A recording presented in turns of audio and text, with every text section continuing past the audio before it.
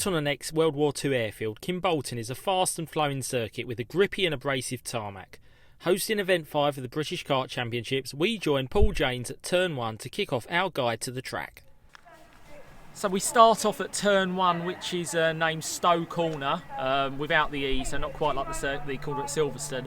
This is the first corner on the circuit that you come up to. Now, Paul, as the first corner, we always like to try and focus first of all on what you do in a race situation, obviously coming off the start. So before we talk around the corner on a flying lap, what's the main things to look out for on lap 1 coming into here? So Kimbolton, brilliant track.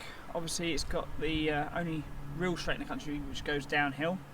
Very tricky for the driver, of course, knowing where his braking zone is. But on the first lap of a race, obviously nice and tight to the white line on the inside. You don't really want to let any carts come through on the inside. On a normal racing line, of course, nice and wide. Brake as late as possible, pick up the gas as fast as you can, heading all the way through the Willows and into the back chicane. So, basically, covering your line really well at the start, and just hopefully you don't get pushed from behind, but they're pretty good on it. And you can brake relatively late into here, because I mean, one of the things that we've actually picked up, both Paul and I, is that the grip on this tarmac. I mean, I'm literally, my feet are sticking to the tarmac. There's a lot of grip here. Now, obviously, that probably enables you to carry that extra little bit of speed into the corners than you would be able to at, say, PFI, for instance. Yeah, for sure. It's a lot more abrasive tarmac. So obviously the carts will respond a lot different from your normal PFI or any other venue. Basically, I love this place. Yeah, loads of grip.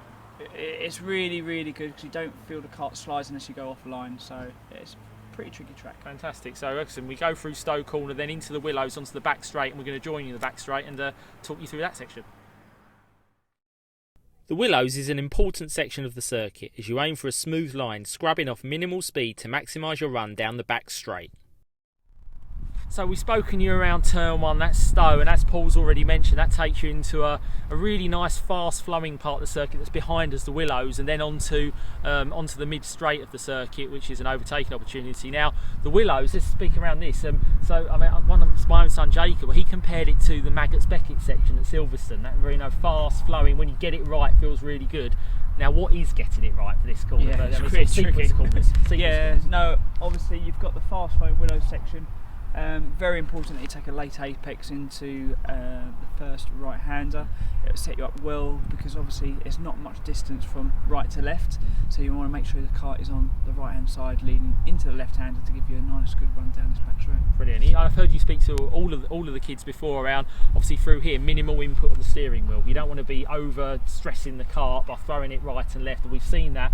If you look at some of the faster kids, I was looking at Mitchell Gibbons, our driver, going through here today, barely moves the wheel, just feeds got to the be kart. very smooth through here, otherwise the drag just costs you too much down this back straight and you end up getting overtaken going into the chicane. So yeah, it's all about making sure the Willows section is perfect to give you your whole sector 2 time basically. Yeah, and we've spoken about drag down the back straight. Now, can be quite breezy here at Kimbolton. That's something to take into account because when the wind is up here, the toe is so important, because you've seen down this back straight, if you're the one heading into a headwind down here, you're basically giving everybody a free ride down the straight, aren't you? Yeah, no, exactly. So you always got to make sure and be aware of who's behind you.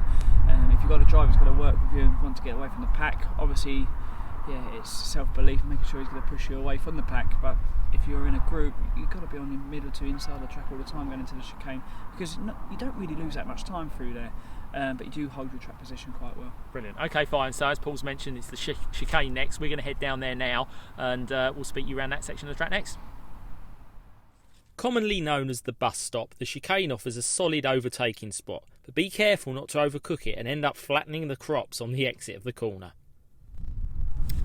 So here we are, we've gone down the back straight through the chicane and Derek's corner, which is behind us now. I think one of the things that we're quite keen to sort of stress around here, it's a tricky part of the track, the chicane. First of all, obviously you've got all your speed down the first straight into it, making sure that you don't throw away a good sector 1 into that chicane, which if you go into it too fast, we've seen it a couple of times today, get caught on the outside or carry too much speed. It's very easy to be almost run yourself onto the outside of the track or be run out to the outside. So let's go through that chicane first, then into this section here. Yeah, no, so the chicane, obviously you can brake quite late going into it because obviously we spoke about tarmac earlier. Grip, yeah. Quite grippy track, so you can brake as you drive into the left. Very quickly, do you ride a curb potentially? You do, yeah, you do. You can ride the left curb, depending on how much rubber's laid down on the track. But yeah, I'd always ride the left curb to sort of pivot the kart back into the right-hander.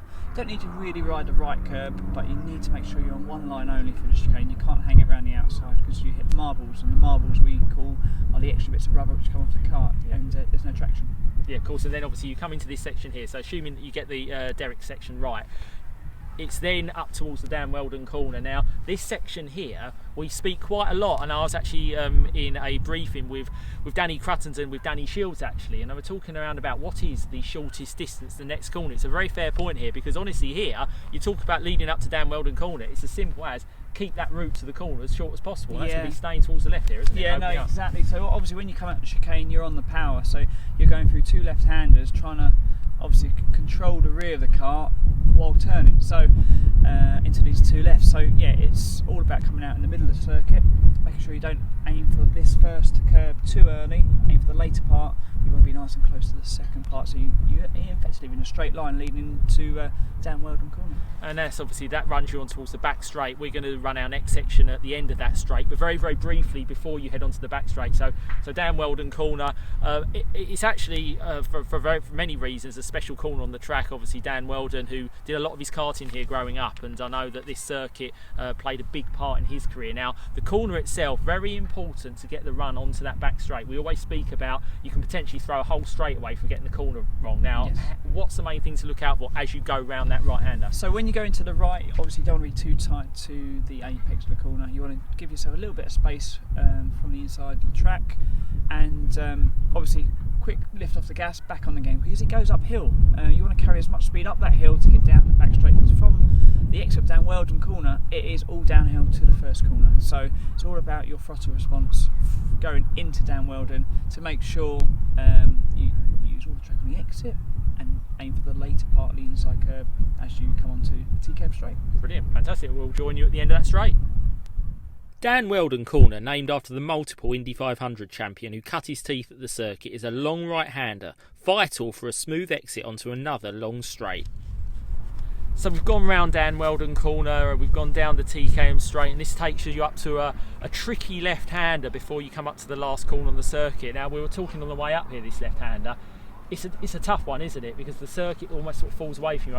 I'll let you talk yourself around it. So what is the thing to look out for here? So obviously to look out for is the apex. As the track sort of drops away on the entry, it drops away towards the grass. So as you turn in, as you can see, you actually go uphill to then go downhill, and the kart usually goes light when you go through it, so you don't. It doesn't feel like you're in control. It feels like you're gonna, it feels like you're gonna lose it until the track comes back. No, exactly. So it's a good option to ride the curb. Now they've changed the curb a little bit, so it's a lot flatter. You can just pop your left wheel on there, and it actually drags you around the corner quite well. But yeah, tricky track. Do need a brake going into it. You can't drive through it flat out, otherwise you just drive off the circuit. So little brake, back on the gas, and use all the track on the exit. Fantastic. And then that takes you up to the last hairpin. We're going to head round there now. I think as the sun's going down, this is the coldest track guide we've done of the year. So we're going to get round to that last hairpin and wrap up there. Once you have cleared the left, all that remains is a final right-hander before you head back to the start and finish line. So we've reached the last corner on the circuit, last hairpin, and as with any circuit, it's, the last corner can be the one where you nail a lap or you throw all your hard work away. Now, the last corner itself, relatively tight hairpin. Main things to look out for here. So as we go into the last corner, we want to make sure our exit is nice and fast, because obviously you're going down the coming out the TKM straight into the last corner, going down this main start-finish straight. You can get caught by going in too early, running too wide, hitting the exit curb. But basically, it's all about making sure you're behind another driver and you come out faster than he does, because the toe down his back straight is quite a lot. Because you actually approach start-finish line through a corner and then downhill down the straight. But obviously the last corner is very important. We got a few drivers who made errors in this last race that we did today, and obviously we need to do a debrief on how to conduct the last corner a little bit better. But yeah, obviously keeping it nice and tight on the last lap is crucial, as long as you don't lose your exit speed over the start-finish line. Yeah, and obviously the curb itself as well, there's a slight lip on that inside curb. Yeah. Now there's a couple of drivers that I saw in practice sessions we're riding that inside curve, and that's not going to work. It's going to spit the kart out. So whilst you want to hit the apex, we're talking white line, not curve. Yeah, white line only because you can ride it in the wet. It's no problem. It gives you traction, but in the dry you want to stay away from it. They do say it gives you more revs.